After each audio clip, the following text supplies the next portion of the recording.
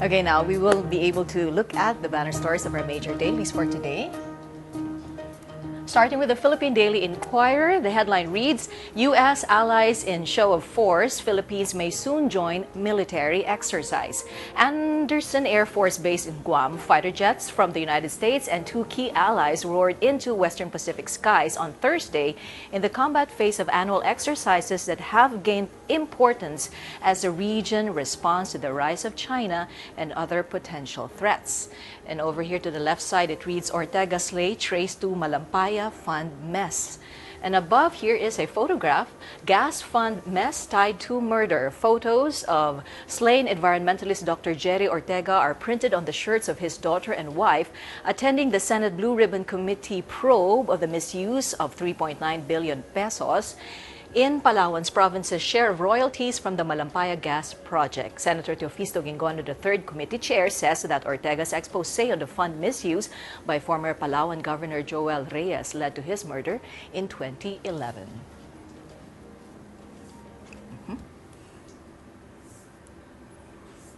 Oops, okay. Here. And in the Philippine Star, on the topmost page, it reads, DOJ proceeds with probe on new Aman cases. Here, wanted Lozada runs to nuns. An order for his arrest was issued by the Sadigan Bayan about 2 weeks ago, but there seems to be no hurry in serving the warrant on Rodolfo Lozada Jr. And the right side, it reads, U.S. ship salvage to take 2 to 3 weeks. And the headline reads, 13 killed in Quezon over Hueteng control, Marantan on murder, conspiracy, impossible.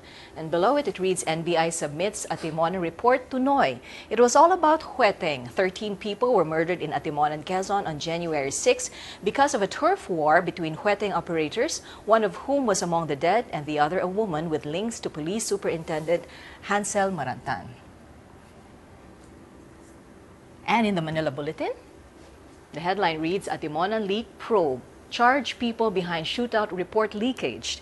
That's according to DOJ Secretary Laila de Lima. A fuming Justice Secretary said yesterday that administrative charges await the NBI agent or agents responsible for the apparent leakage of the findings in the controversial Atimonan shootout. And here is a photo of President Aquino at the Alay sa Mamamayan. President Benigno S. Aquino III delivers his message during the Alay sa Mamamayan event at the Apostle Arsenio T. Ferriol Sports Complex of the Maranatha Christian Academy in Imo City in Cavite yesterday.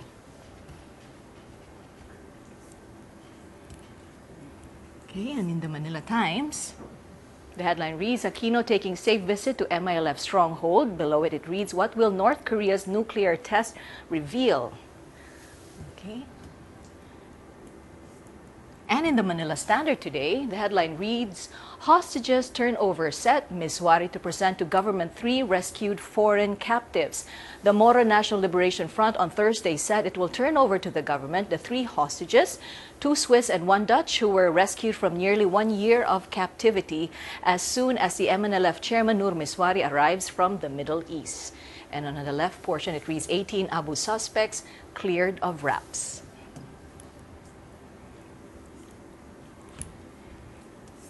And in the Malaya Business Insight, headline reads, ban on 10-year-old cars eyed.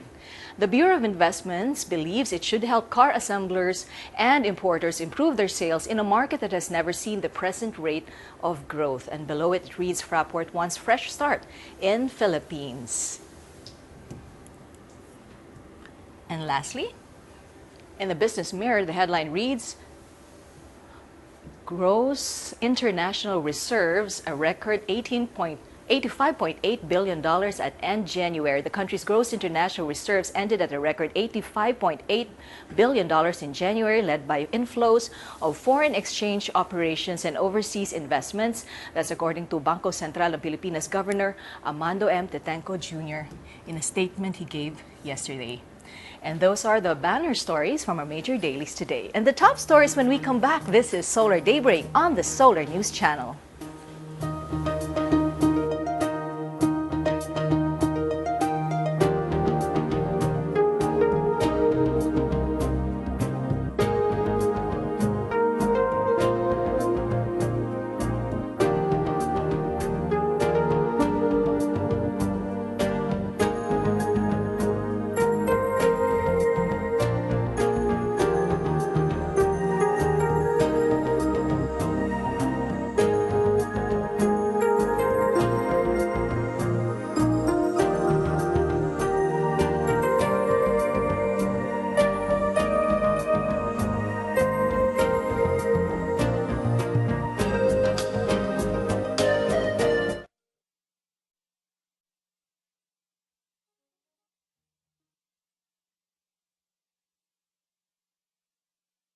Let's have a quick look at the headlines. Malacanang is asked.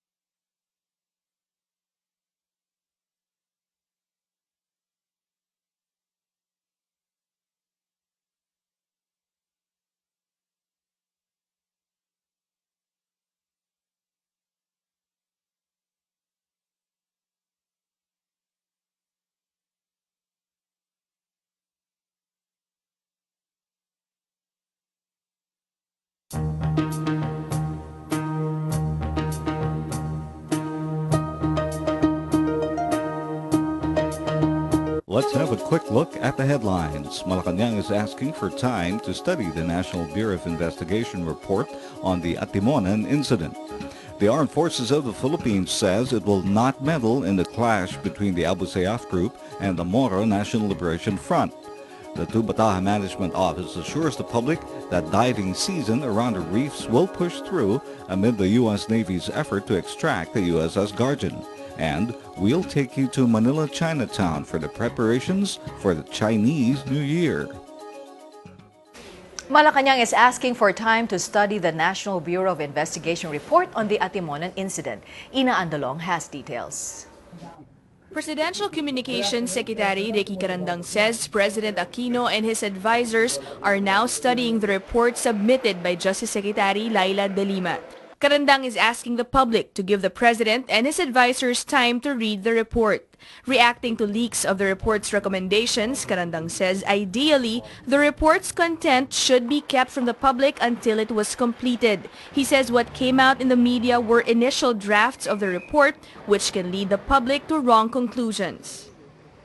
The danger with premature disclosure of certain information is, what if the final report is not the same? No, what we've seen in the media are drafts or initial statements that may or may not be included in the final report. So the only problem is it may create the wrong impression or may lead to the wrong conclusions. Carandang says the President has made it clear that he prefers to have the report disclosed at the proper time. It's still uncertain if palace officials will disclose the content of the report, which happens to be the President's birthday. Ina Andalong, Solar News. The ground commander in the Atimonan incident insists it was a shootout and not a robout. Miguel Ortilla filed his report. Superintendent Hansel Marantan remains at the PNP General Hospital in Camp Crame. He had to be brought to St. Luke's Medical Center today to undergo testing.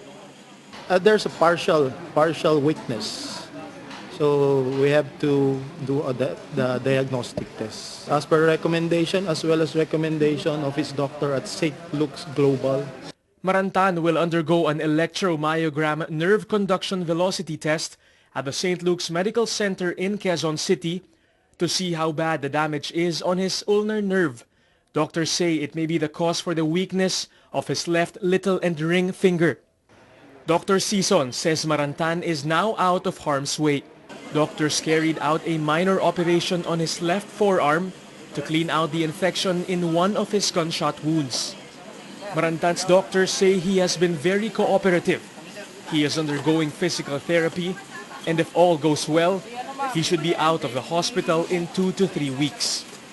In 2 to 3 weeks, our objective is for him to walk with crutches, stand and walk alone. His condition turns to be good, and it could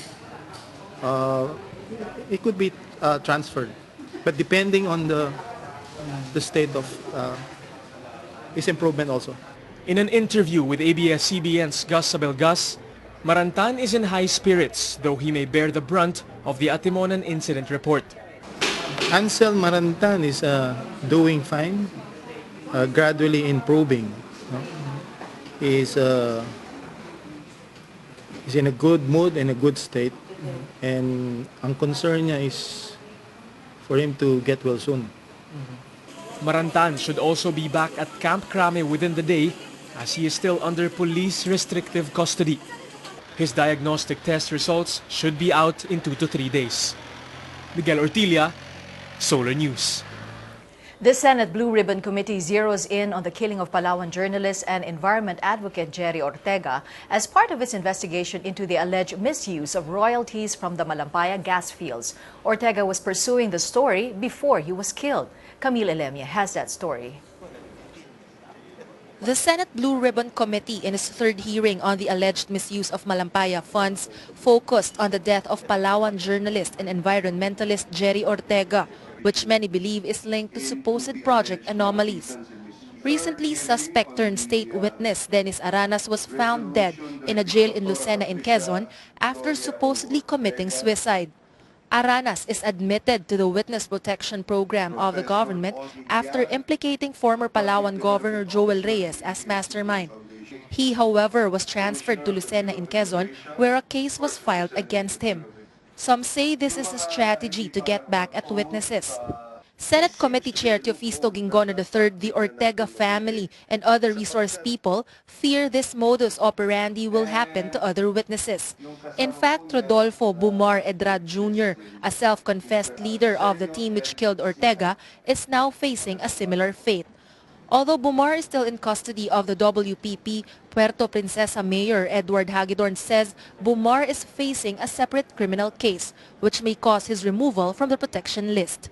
If you want to get a witness out of the witness protection program, all you have to do is file a criminal case somewhere else so that that person now has to face that criminal case and has to exit the witness protection program.